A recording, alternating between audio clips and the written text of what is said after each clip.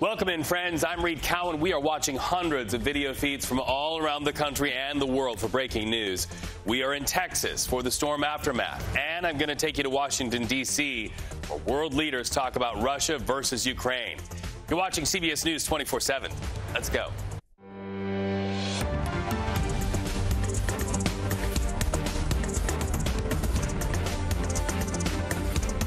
But right off the top, let's ride our video feeds to Washington, D.C.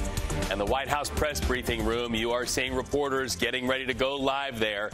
That's because White House Press Secretary Karine Jean-Pierre getting ready to take questions about President Joe Biden's candidacy. Some may even ask about his medical history, as well as whether the president will advocate for Ukraine to join NATO. Keep in mind, world leaders are in Washington, D.C. for those NATO talks. This is all happening in the shadow of Russia's attack on a children's hospital in Ukraine. World leaders are in Washington discussing Russia's war in Ukraine. And the big question, will NATO provide a pathway for Ukraine to try to join their coalition? We're also watching that, and we'll go back to D.C. when news breaks, and as soon as White House Press Secretary Karine Jean-Pierre steps to that podium, we definitely want to see what she has to say today. So let's, though, jump the map to Texas right now, where the word of the day is aftermath. After storm system Beryl did a lap around the Lone Star State, we're talking about parts of Houston underwater and millions in the dark right now. The video you see here takes us flying over some of that waterlogged portion of Houston, showing the aftermath there. You can see roadways underwater, what looks like rapids down Main Street, USA. We have tragic updates, too. The death toll is at 8. We also understand the force of Beryl ripped roofs right off of homes. There's an impact to travel. If you're flying in or out of Texas, you got to stay tuned because we have updates on that as well. And let's make the case that Beryl was big. Outer bands pushed the force of that storm dozens of miles away from Houston. In fact, I got this video from a place called Surfside Beach. Look at that. Opened up like a can there. The roof tore off. This is 70 miles away from that central point of Houston where the damage was so great.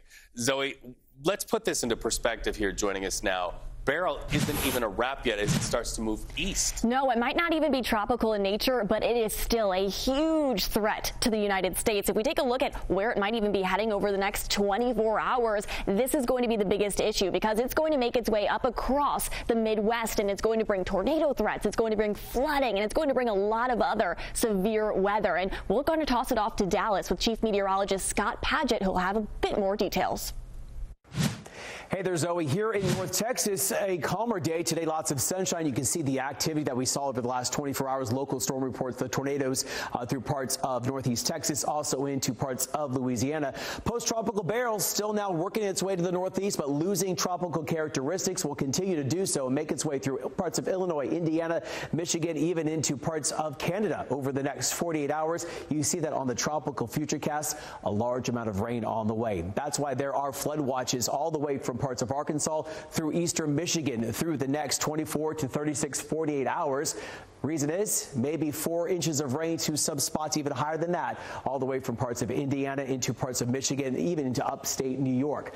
The other big story, the heat along the west coast, along the eastern seaboard, but here in Texas, down near Houston, high temperatures today in the 90s with power out. That feels like temperature up to 106, adding to the misery of the cleanups after Beryl worked its way on shore. Zoe.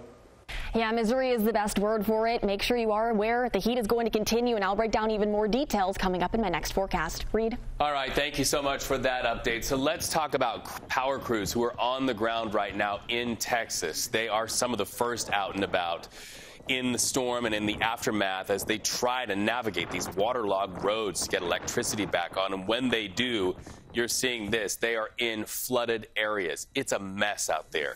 CBS News correspondent Janet Samuelian knows all too well the damage. She is live in Houston right now. It sounds like power is slowly starting to come back on, but if I'm looking at it, you're standing in the aftermath in a mess, Janet.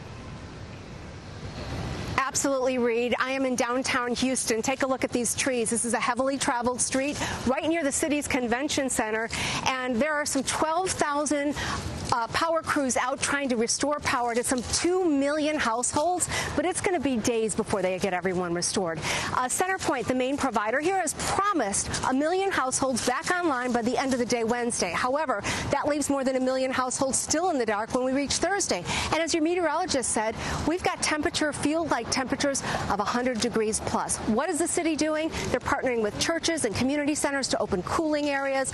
They're taking water out to areas. There just aren't enough hotels in the city, and people, frankly, can't afford to go to a hotel if they've lost their air conditioning. But it's very hot right now. That is the impact of Beryl. The floodwaters that we've been showing for a couple of days, those are gone. The issue is the debris on the streets, clearing this, and getting the power back to the people of Houston and Southeast Texas. And that is a multi-day event. Reed? Wow, and a lot of people working on generator power, but that only lasts so long as the gasoline lasts in that generator. Our thoughts, Janet, with so many people in the path of Beryl. We know that Neighbor will reach out to help Neighbor, and we will continue following that part of the story as well. So the damage was not limited to just Houston. In fact, I've got this video off of our monitors for you showing a place called Freeport, Texas, to just sort of position you. That's about 60 miles away from where we just saw Janet live. And as you can see there, people are just starting to pick up there. They're trying to clear out these areas so that the buildings you see can be places where people can gather to get food, to get water, and to get the help that they need. So let's show you how Texans are working very hard to meet those needs in the midst of difficulty. Look at this. In the floods, in the midst of the damage, electricity out, but the lights are on in hearts of people who are fixed on service. Look at this. Mobile, fast-feeding kitchens. Already today, they're working to cook up what's expected to be thousands of meals a day to make sure that Texans have what they need. They are working on cooking up to make sure that the meals are there so that people do not go hungry as Houston continues to recover. We want to take you now back to Washington, D.C. live right now where President Joe Biden welcomes world leaders today. This is an important day for him to showcase his power as a uniter, as president of the United States, but also goal number one, shore up more support for Ukraine as Ukraine continues to fight its war with Russia. As part of that summit, just moments ago, Secretary of State Antony Blinken spoke at NATO's Women, Peace and Security reception on gender inclusion. Listen. The evidence shows that when women enjoy greater physical security, when their rights are respected, when societies have higher levels of gender equality, entire countries are more stable, they're more prosperous, they're more peaceful. And when women are meaningfully involved in making and keeping the peace, it is more likely to endure. This is not just a women's issue. It's a national security issue, an economic issue, and yes, a moral issue as well. NATO's Women's Agenda launched 24 years ago, and since then it's really become a vital focus of the organization's cooperation with other international groups. And if you're wondering who's a part of NATO, you're starting to see some of the world leaders arrive. Canadian Prime Minister Justin Trudeau stepping onto U.S. soil, along with the President of Bulgaria, the President of Poland, and many, many others expected. Joining us now is CBS News intelligence and national security reporter Olivia Gassis.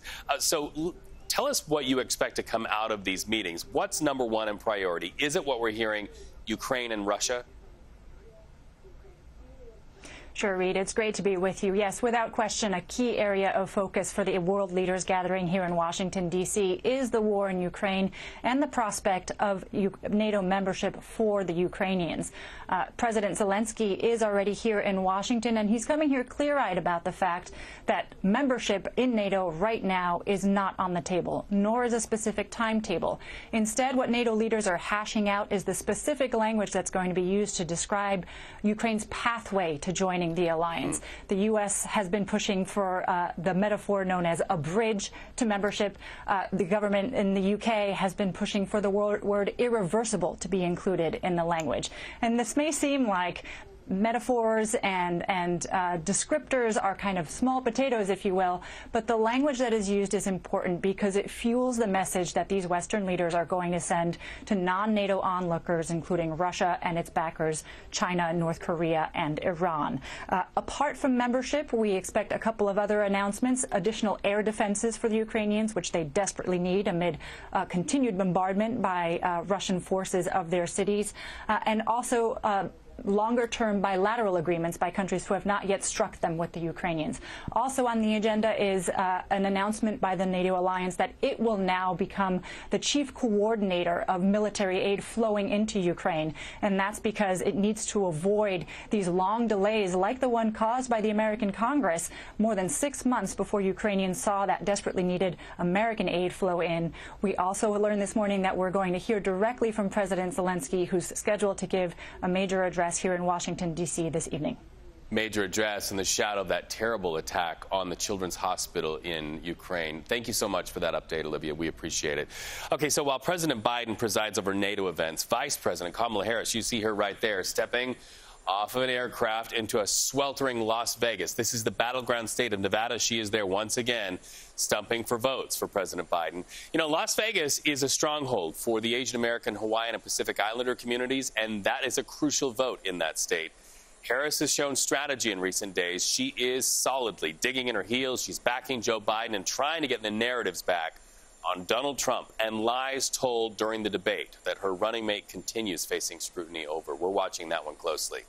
Meanwhile, Donald Trump back on the campaign trail. He has a rally in Florida today, and, you know, everybody's really holding their breath for what he's teased quite a bit, a running mate announcement. So CBS News campaign reporter Olivia Rinaldi is joining me live from South Florida.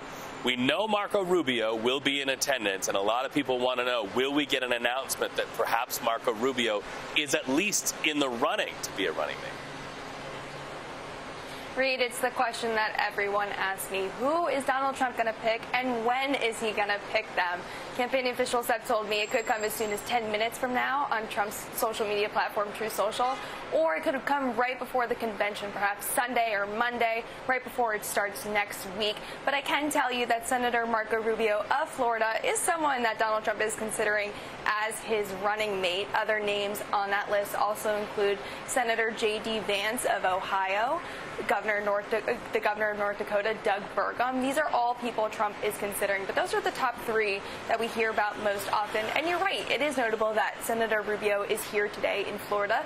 Of course, it's his home state, and Donald Trump is living here as well, and so he'll be here at this rally today. But all eyes will be on tonight and whether or not Donald Trump makes this big announcement. As you noted, he's been pretty quiet the last couple of days as Democrats have been swirling questions around President Biden and the viability of his candidacy. So going forward, Donald Trump, kind of took a back seat and let that turmoil play out. But, it could be a grand entrance back into the campaign tonight if you were to make a big announcement like a VP pick. Well, and you highlight something that's kind of interesting, just sort of looking at this from a strategy standpoint. If Donald Trump makes his announcement for VP, that takes the focus off of the narrative that has really hurt Joe Biden. That takes away the headlines. So you've got to think that his press strategists are thinking, okay, if we make the announcement now, it takes the heat off of Joe Biden. Is there any upside to making the announcement now? It's Donald Trump. He's been out of the limelight for about 11 days since the debate and then his rally in Chesapeake. He's certainly feeling the itch, wants to get back out there and wants the focus back on him, especially as he's running a presidential campaign. But one senior official put it to me this way, something that Napoleon said, never interrupt your enemy when they're making a mistake.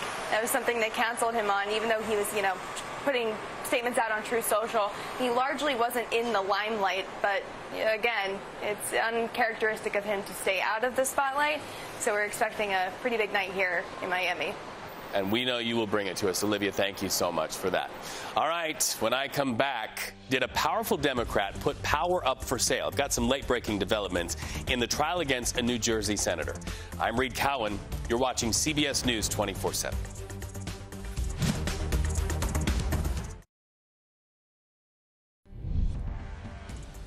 All right, I'm watching our cameras fired up right now and focused on New Jersey, where closing arguments are underway in the bribery trial of embattled Democratic Senator Bob Menendez. Prosecutors say Menendez put his power up for sale, and they are pointing to text messages between the senator and his wife as evidence of conspiracy. On his way out of the courtroom Monday, Menendez was pretty defiant. In fact, he mocked the government lawyers as, quote, intoxicated on their own rhetoric. But the prosecution is wrapping up their closing arguments today, and it'll be soon up to a jury whether they believe that senator is guilty. Hey, another legal drama to get you updated on. Let's take our video feeds to New Mexico, where jury selection in the Rust shooting trial of actor Alec Baldwin is underway at this very moment. Today is an uphill battle for prosecutors because yesterday, a judge ruled Baldwin's role as producer is not relevant in the trial. That was a big deal because prosecutors needed that win to really make their case that Baldwin's producer status gave him more power over on-set safety. In 2021, Baldwin held a revolver when it went off on set, killing cinematographer Helena Hutchins and wounding director Joel Souza.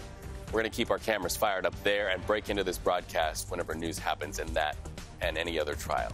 Streaming news from all over the world, and this takes us to a Russian missile attack on a children's hospital. More aftermath to see. People there you can see frantically searching for survivors, and we have news. The death toll is now up. 41 dead, nearly 200 wounded. And that's just in the earliest stage of digging for life in the rubble there. Today, Ukraine's president will be in Washington for a NATO summit where the attack is expected to be roundly criticized by those NATO member nations.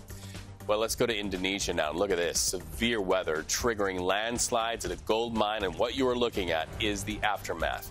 Rescuers digging through mud, looking for survivors. That landslide hits about 100 people who were there in that remote town digging for gold. It's a place known as Sulawesi Island. Right now, we know at least 24 people are dead. Many more are missing. I'm also watching cameras in New York at this hour. A major bridge connecting communities stuck. We're going to go there next. Heat is to blame there in the Big Apple. I'm Reed Cowan. You're watching CBS News 24/7. Back with that in just a minute. Want to show you this video out of the San Francisco Bay. This comes to us right now showing a boat fire, and wow, it's a rager. It is sending huge plumes of black smoke billowing. The Coast Guard and San Francisco firefighters to the rescue. We're understanding they were able to pull 2 passengers and their dogs from the flames. So far, we don't have any word on what caused this fire. But let's talk about California, because these first responders out there are just not getting a break in California. Look, an army of nearly 2,000 firefighters in Santa Barbara in real time battling the massive lake fire. You are looking at that right there. It's huge. 26,000 acres of dry brush in hilly terrain, just torched. This fight is tough going because the hills are steep. That's why you're seeing a lot of video from the sky. But right now, on the ground, firefighters, they're also down there. They're digging a huge fire line to try to keep that fire from threatening structures, and that includes one that you likely will know a lot about, the Neverland Ranch complex. That's the former home of the late Michael Jackson. It is threatened right now at this hour. In fact, we just got this from 2 people on the run from the flames. You're going to meet Joey and Jarrett. They're watching the fire in real time. From our front lawn, the house is kind of elevated so we could see it. It was very scary. The Zaka fire, the huge one, it was the second largest in state history when it happened. It started 4th of July 2007, so it's really interesting that this one happened just a day after the anniversary. You can see the smoke there behind Joey and Jarrett. They're under evacuation warnings at this very hour. We really don't know yet what caused the fire, but right now firefighters doing battle still only have it about 12% contained. It goes on right now. Well, the power of our monitors and maps gets us across the nation in a flash to show persistent stories in New York where heat is concerned. People depending on air conditioners, trying to beat back the temperatures, pushing triple digits. They're getting a warning to turn them off because there's word that the energy grid could be strained to the point where it could collapse at some point. We met jogger Daniel out for a run that turned out to be just too hot to handle. I did a lot of errands, and then I was like, oh, the sun is going down. This is like the perfect time to go out. Too hot. Too hot. Yeah, you're hearing that a lot in the Big Apple. Too hot. In fact, they raise another point officials want you to know about in the heat. No matter where you are, watch for signs of heat exhaustion and stroke. Listen, doctors say things like muscle cramps, dizziness, and confusion could be signs of worse conditions, so just be careful out there. Heat in New York, not only hard on bodies, but on bridges. Look at this. I just got video of the 3rd Avenue Bridge. That connects Manhattan and the Bronx, if you don't know that area. And guess what? The heat swelled the metal to the point the bridge operators couldn't turn and close that bridge. Well, as you see there in the water, enter New York's finest. They're hosing the metal down to try to cool it off. There they are. But by the way, while they did the work on the water, to cool off the bridge, traffic, as you can imagine, snarled for hours. Zoe, Hard on bridges, hard on bodies, and really a lot of people hoping things let up. Yes, hopefully, I mean, for some folks, the things will let up when it comes to the heat. But unfortunately, it's the humidity that's mixed with the heat that's making things very difficult for places across the East Coast. But it's the West Coast that's dealing with this huge heat dome, and they've been dealing with it, bringing record-breaking temperatures for dozens of weather stations yesterday. And more records are potentially going to be broken today. That huge area across the West Coast with no clouds, that's the high pressure.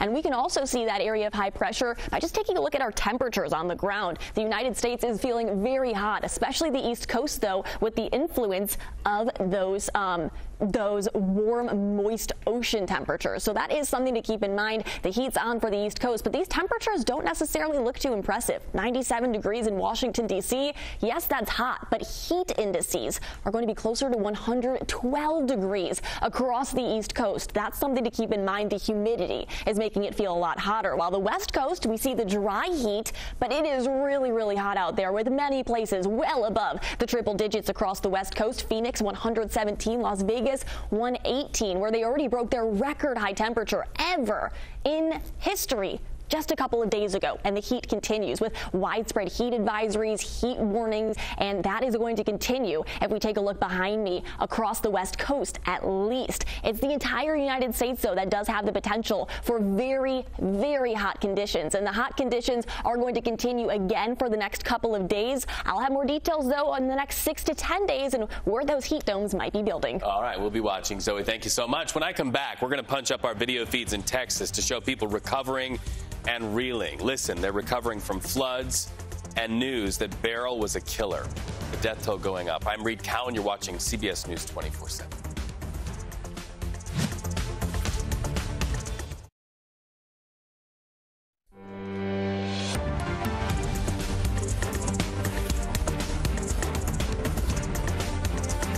Looking live right now at the White House press briefing room, where we are awaiting news from Press Secretary Karine Jean-Pierre about many things, not the least of which the fact that President Joe Biden is welcoming leaders from around the world.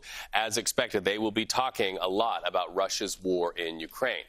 Okay, so if you're wondering who is a part of NATO, take a look at some of the leaders entering the country. Canadian Prime Minister Justin Trudeau stepping off the plane along with the president of Bulgaria, among many others arriving in the United States. Now, though the summit kicked off earlier with U.S. Secretary of State Antony Blinken, many people are focusing today on the tie between national security and women's issue. Take a listen to what Blinken had to say. We thought it was fitting as we kick off this summit, this 75th anniversary summit, a summit that looks not only to the achievements of the past, but looks especially to what the alliance has to do and has to do together to ensure our security, to defend our democracies going forward. We thought it was very appropriate to kick things off with this event, with this focus on women, peace, and security, and a commitment to bring our focus to empowering women's full, meaningful, and equal participation, not just to this forum, but to each and every issue that we have to tackle together. Our success, and yes, our security, depends on it. NATO's Women's Peace and Security Agenda launched 24 years ago, and since then has become a vital focus of that organization's cooperation with other international groups. While President Biden presides over NATO events, Vice President Kamala Harris is once again going to the battleground state of Nevada, stumping for votes. This right here is the Vice President leaving the East Coast hours ago, headed for a sweltering Las Vegas. Vegas is a stronghold for Asian American, Hawaiian, and Pacific Islander communities. Well, back in D.C., meanwhile, more leaders are talking about Joe Biden. Democratic Senator Richard Blumenthal just a little while ago expressing undying support for President Biden, making it very clear where the work needs to be done. Listen. I've heard concerns from colleagues. I think that the president needs to address them, along with, more importantly, frankly, the concerns that I've heard from people around the country. But I think he is energetically and effectively addressing those concerns, and he needs to continue to make that case. The American people earn their support. Well, Mr. Biden's allies have been facing some tough questions, as you just saw there, about his ability to win following that debate performance. And today, Congressman Jim Clyburn giving a simple answer to reporters on this. Was there more people saying Biden should step down or more people saying he should stay? We are riding with Biden. We are riding with Biden. Did anyone mention Harris? We are riding with Biden. Was there conversation about Vice President? We are riding with Biden. Was there conversation about Vice President Kamala Harris in there? We are riding with Biden. You think he wants a message to get printed in newspapers across the country? Riding with Biden. Meanwhile, let's talk about the other part of this. The counter to this, Donald Trump back on the campaign trail, talking a lot about Joe Biden, raising questions about his viability as a candidate. Donald Trump will be in Florida today, and a lot of people wondering who will be Donald Trump's running mate. The former president only has days left to make that announcement before he takes to the stage at the GOP convention next week. We do know that Florida Senator Marco Rubio and Ohio Senator J.D. Vance are leading contenders to join Trump. Rubio will be in Florida very close when Mr. Trump takes to the microphone there. So while Trump rallies in Florida, we know that Republicans in Washington, they are hard at work. They are suing Attorney General Merrick Garland for access to audio tapes of President Joe Biden's interview with special counsel Robert Hur. So what is this all about? It's part of questions into how Joe Biden handled classified documents. And Republicans want to know if anything on those tapes reveal more about the mental state of the president. We have the transcript, but we have a responsibility to ensure that the audio matches the transcript. Now, everybody in America knows. We all know why they don't want to turn over the audio, because it will obviously, presumably, show exactly what we all saw on that debate stage a couple of weeks ago, or Thursday last, and that's something that they've been wanting to cover up. So they're going to great lengths to exert executive privilege. Well, what's the Department of Justice saying about this? They say that the accusations are more about scoring political points. Hey, I need to get you back to Texas right now. Tens of thousands are in the dark after Beryl's destruction. This is video from Surfside Beach, Texas. The force of Beryl literally peeled the roof off of that house like a soup can. Other houses are literally like they're standing in water. This is a mess there in Surfside Beach, and this is quite a ways away from Houston, where the power is out to millions. In fact, let's talk about that. The numbers of people in the dark, pretty staggering right now. Pretty staggering. We're understanding from our reporter Janet Shamlian that as many as 2 million people are in the dark. And so let's talk about Zoe right now.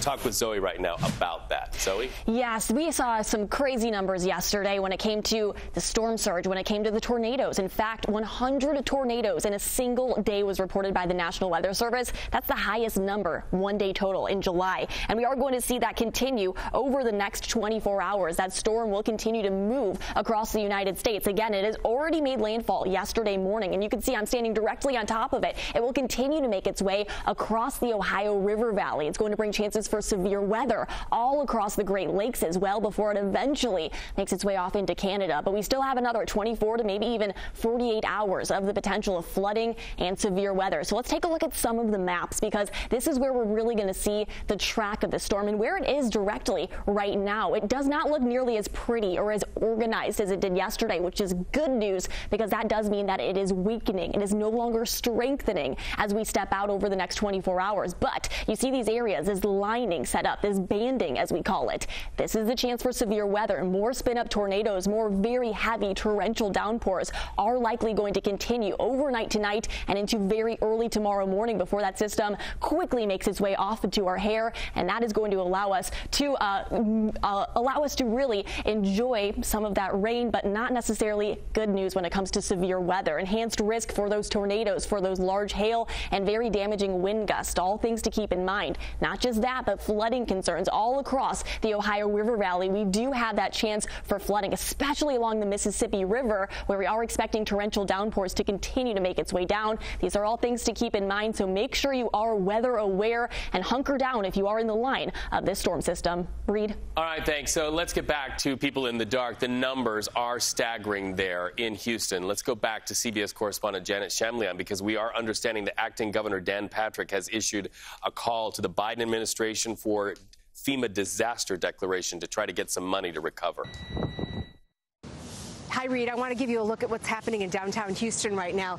These work crews are all over the place, not just downtown, across the city, because the number of trees that are down here after the storm made landfall Houston was not expecting this. This is a downtown street. It's Lamar. It's right near the city's convention center, and it's one of many streets, not just in the downtown area, but across this city, that are blocked with not just trees, but debris. That's problem one. Problem two is the power. More than 2 million households across this region, southeast Texas, still without power right now. Take a look at the size of that tree. It's just snapped in half there. And CenterPoint, which is the main provider for this area, is telling us that by the end of the day, Wednesday, they will have 1 million customers restored. 1 million. But that means there's still another million throughout this area without power. And we've got feel-like temperatures in the 100-plus range. It's going to be in the 90s, but it's going to feel a lot hotter than that. So what are they doing? Well, community groups, the city of Houston, Montgomery County, which is a neighboring county, kind of all partnering together. They're opening cooling centers at multi-purpose areas. Lakewood Church, a well-known church here in Houston, is opening its massive facility. Response teams are bringing water to neighborhoods where people are cleaning up. The floodwaters have receded, but the problem now, power and debris, and that's going to be more than a 48-hour fix. Reed, back to you. All right. Thank you so much. It's going to take weeks, maybe even months. So much focus on Houston, but we're also seeing damage far inland from Houston. I want to show you video from about a 5-hour drive outside of Houston. This is Texarkana, Texas right now. Just listen to how Keith Ford talked about the force of the storm there in Texarkana. It was like a freight train. It was bad. It was terrible. So you never think this will happen to you, but when it do, it's just something you have to deal with. Yeah, and more damage 107 miles away from Texarkana. This is in the town of Timpson, Texas. City Hall damaged by a possible tornado there. It is Tornado Alley, after all. And just a mess there. And with the high force of the winds there in Timpson, Texas, you can see that where they usually do the people's business, the business of Mother Nature came crashing through. That City Hall ravaged there. So Timpson, Texas, that's usually a place where people gather to go to get help, to organize response. It is also destroyed.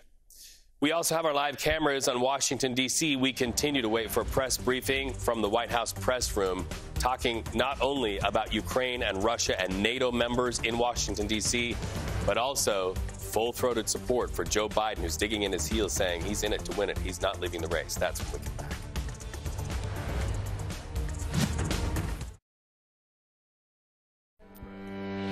Our video feed's taking you right now, once again, watching an empty podium at the White House press briefing room. This is day 2 when a scheduled briefing has been pushed back and pushed back and pushed back again.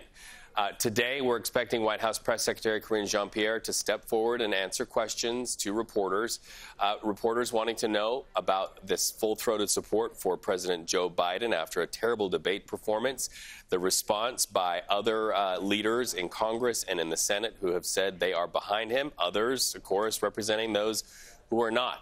This is also a key day because President Joe Biden is hosting world leaders, part of NATO, in Washington, D.C. Many topics to be discussed, not the least of which aid to Ukraine in their fight against Russia. This is also playing out in the shadow of that terrible attack, Russian missiles hitting that children's hospital in Kyiv.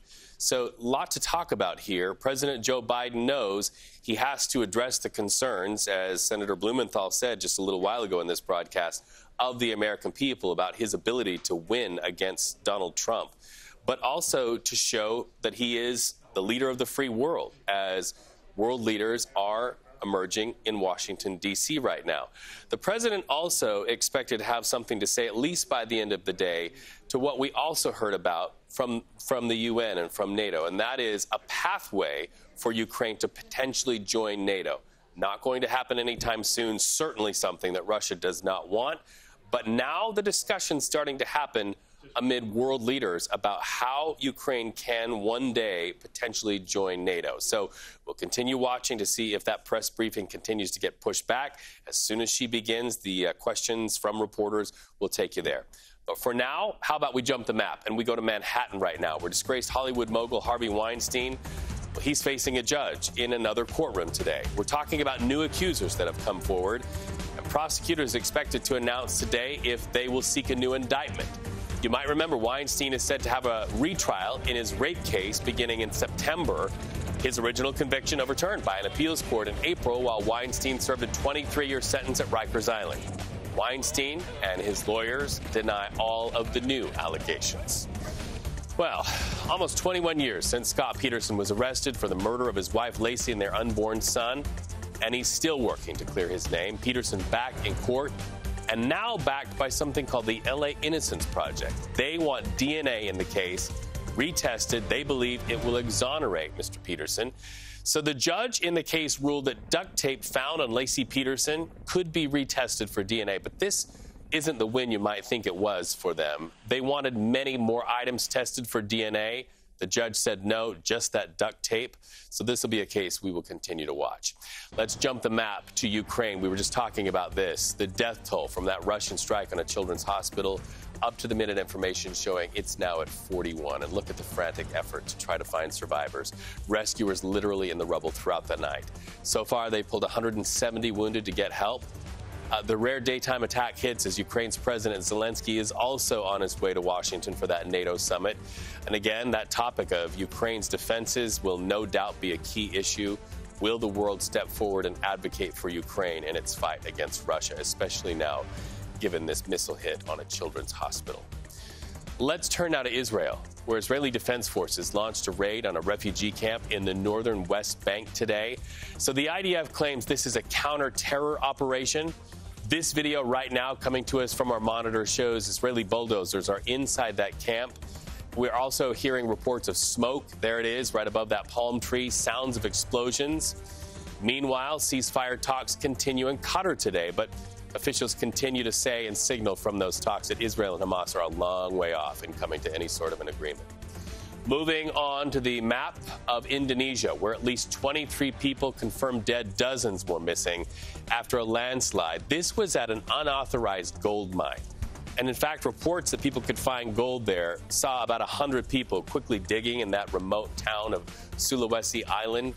We understand tons of earth and mud loosened because of rains and just swept them out. So you can see right there, day and night rescuers trying to dig through the massive mud and rubble, searching for survivors. This is a day after severe weather just halted that search. It was just too dangerous for the rescuers as well.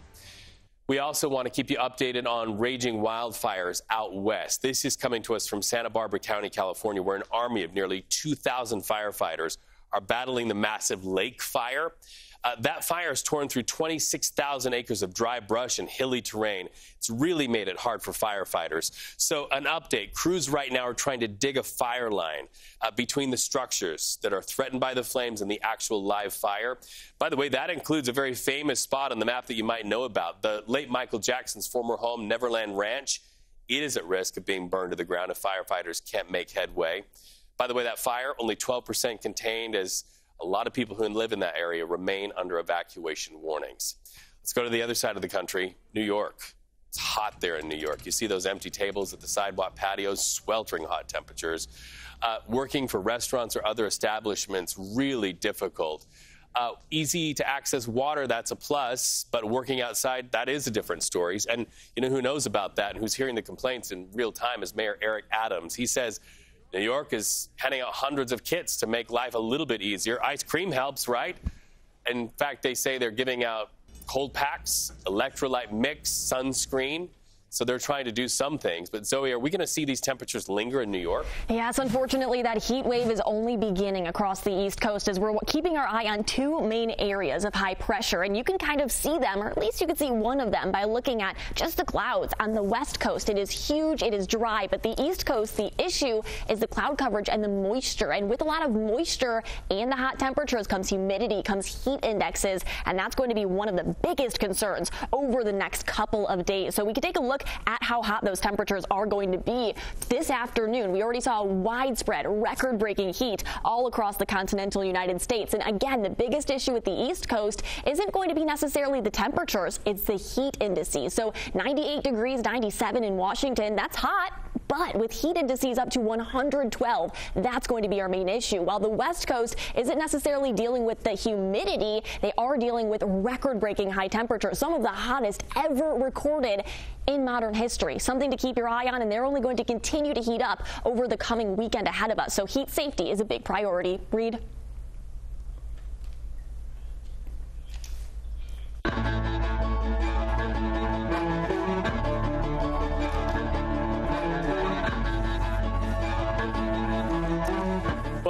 America belongs to you in your communities where you live and the issues that you're facing in real time today. We know this. It was a deadly 4th of July holiday. At least 340 people killed by guns last week in the U.S. alone. A nationwide program is working hard to try to reduce crime by bringing together police and at-risk kids in a familiar setting. CBS News' Jerika Duncan takes a look. What Caden Weeks first discovered on the track is a lesson he's learned even better off of it. That getting to this finish line would require him to focus and not look back. Where my mama at? Come here. I love you. Love you too, son. Take me back to where you were a year and a half ago. You and Caden are going through it. That's an understatement. I didn't believe in consequences. But consequences came in March of 2023. Atlanta's gang and SWAT unit arrested Caden and 3 others on multiple felony charges, including illegal gun possession and street gang activity. Caden was looking at up to 20 years behind bars. You call your mom and you say what?